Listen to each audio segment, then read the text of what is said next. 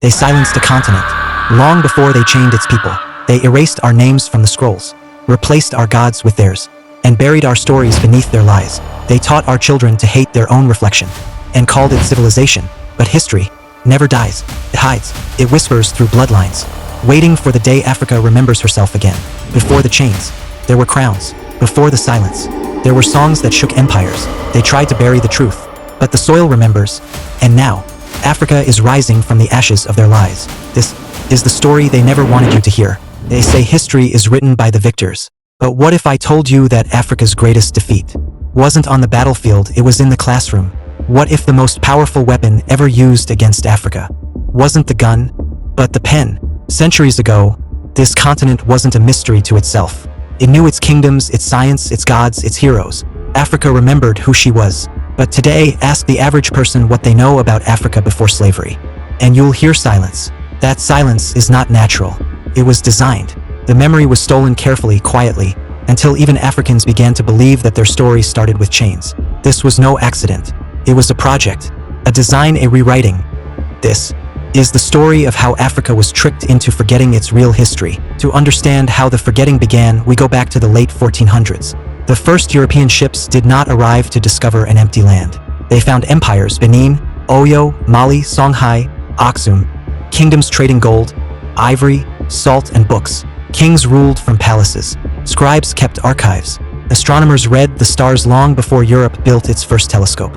But the explorers didn't return home to tell those stories. They returned with another version, one that served their mission.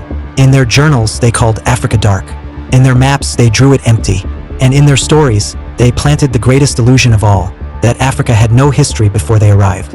When Europe began to draw Africa's story, they didn't start with the truth. They started with an agenda. Every map, every word, every sermon was part of a quiet campaign to make Africa look like a land that needed saving. Because once you convince a people that they have no history, you can sell them any future. The missionaries built schools, but inside those schools, history was stripped bare. African children were taught that civilization began elsewhere, that knowledge was foreign, that greatness had to be imported. They learned the names of Columbus and Vasco da Gama, but never Mansa Musa, Sundiata, or Oba Uwere. And the greatest tragedy? Those lies began to feel like education. By the 1800s, the rewriting was complete. Colonial governments established history boards to decide what was worth remembering, and what wasn't. Thousands of African manuscripts were shipped to Europe. Museums filled their halls with stolen artifacts labeled primitive art. The real story of Africa was hidden behind glass, guarded by the same people who erased it. But not everything was lost. Across the continent, fragments of memory survived, in songs, carvings, and whispers. The griots of West Africa kept the bloodline of memory alive through oral stories. They sang of kings whose names never reached the textbooks.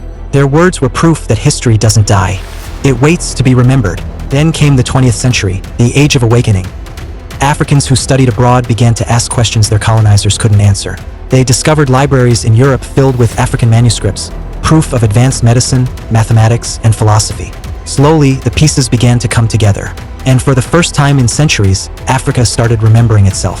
The awakening didn't begin with noise. It began with questions. Why were African artifacts locked in European museums? Why did the same people who enslaved our ancestors claim to be their historians? Why did textbooks skip centuries of African glory and start at slavery? Those questions became sparks. And soon, a fire began to burn across the continent. Across Africa, a new generation began to reclaim what was stolen. Historians unearthed ancient manuscripts from Timbuktu and Kano. Archaeologists uncovered ruins that proved Africa's builders rivaled Rome and Egypt. And in digital spaces, creators, thinkers, and teachers began to speak. The silence that once defined Africa's story is breaking. The voice that was buried is rising again. The truth is undeniable now. Long before foreign ships touched these shores, Africa had empires that shaped the world. Benin mastered bronze when Europe was still in the Dark Ages. Mali traded gold and knowledge across continents. Ethiopia stood as one of the first Christian civilizations on Earth. And the kingdom of Kush conquered Egypt, not the other way around. These are not fairy tales. They are the buried chapters of humanity's story. But even now, the trick continues quietly. In classrooms, old syllabuses still repeat colonial narratives. In media, Africa is still shown as a continent of struggle, not of power. Because to control a people, you must control how they see themselves. And to free a people, you must give them back their reflection. The real history of Africa isn't lost. It's waiting. It lives in the dust of libraries, the rhythm of drums, the tongues of elders. It breathes in art, in language, in spirit. Every song, every name, every dance step is a sentence of that forgotten book. And now that book is being rewritten by us. For centuries, they tried to erase Africa's memory. But memory is a stubborn thing, it always finds a way back home. The scam worked for a while, but the truth has outlived every lie. If you believe Africa's story deserves to be told by Africans, then you are part of this awakening. Join the movement. Subscribe to Echoes Africa, and together, let's tell the stories they never wanted the world to remember.